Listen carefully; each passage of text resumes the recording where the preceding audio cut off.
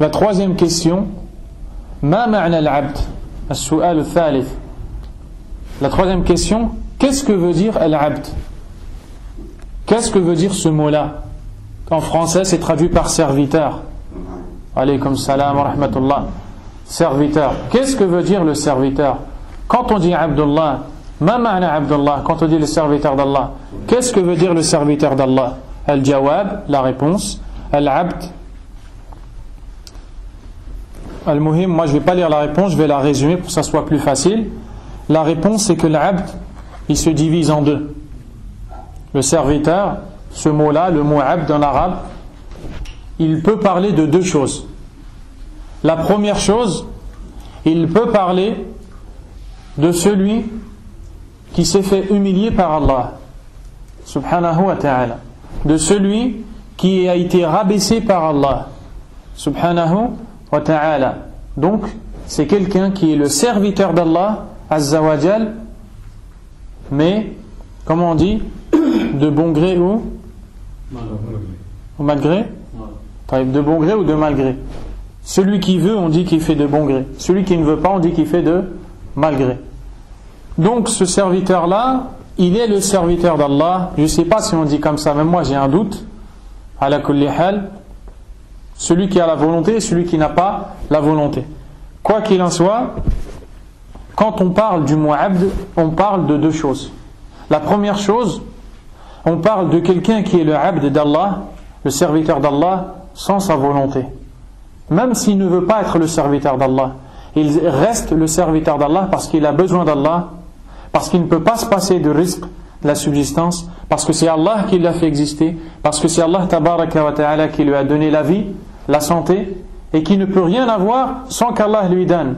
Donc c'est un abd d'Allah, qu'il le veuille ou non, c'est un serviteur d'Allah, azza wa jal. Deuxièmement, l'autre abd d'Allah, l'autre serviteur d'Allah, c'est celui qui veut adorer Allah. Et c'est qui celui-là? C'est le musulman ou le mu'min. C'est le croyant. C'est le croyant, celui qui de plein gré, de sa bonne volonté, il veut obéir à Allah, il veut adorer Allah, subhanahu wa ta'ala. Celui-là aussi, c'est le abd. Et le meilleur des deux, c'est lequel?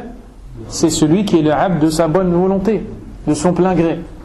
Et Allah azza wa jalla nous dit dans le Coran que toute la créature d'Allah sont des serviteurs d'Allah. In kullu man fi samawati wal ard illa ati ar-rahman abda laqad ahsahum wa addahum adda. Allah dit dans sourate Maryam que tous ceux qui vivent dans les cieux et dans la terre vont venir en serviteurs à Allah, seront des abd, seront des serviteurs d'Allah subhanahu wa ta'ala. Allah les a tous comptés, il les connaît un par un, subhanahu wa ta'ala.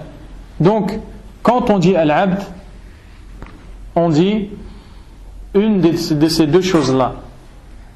Celui qui est le serviteur d'Allah de bon gré, de sa bonne volonté, celui-là c'est le croyant, al-mu'min. Celui qui reste quand même le serviteur d'Allah, même s'il ne veut pas. Et celui-là c'est al-kafir. Et toutes les créatures d'Allah ont besoin d'Allah. Allah Azza wa Jalla a dit dans le Coran, Yas'aluhu man fi samawati wal ard, kulla yawmin huwa fi sha'n. Les habitants des cieux et de la terre lui demandent, c'est-à-dire ils demandent à Allah. Toi, quand tu vas chercher et tu fais les asbab, les causes pour te guérir, ou pour manger, ou pour boire, indirectement tu demandes à Allah. Parce que si Allah ne te donne pas l'eau, si Allah ne te donne pas la nourriture, tu meurs. Donc tu as besoin d'Allah. Donc toi, quand tu vas prendre ce verre pour boire, en vérité tu demandes à Allah azza wa jal. Et c'est ça qu'Allah dit dans le Coran, que ceux qui sont dans les cieux et dans la terre, chaque jour demandent des choses à Allah. Kulla yawmin huwa fi sha'n. Et chaque jour, Allah fait une chose. Chaque jour, Allah donne la vie à quelqu'un, donne la mort à quelqu'un, donne la santé à quelqu'un, rend malade quelqu'un, guérit quelqu'un, enrichit quelqu'un, rend pauvre quelqu'un, guide, égare. On est tous des serviteurs d'Allah, subhanahu wa ta'ala.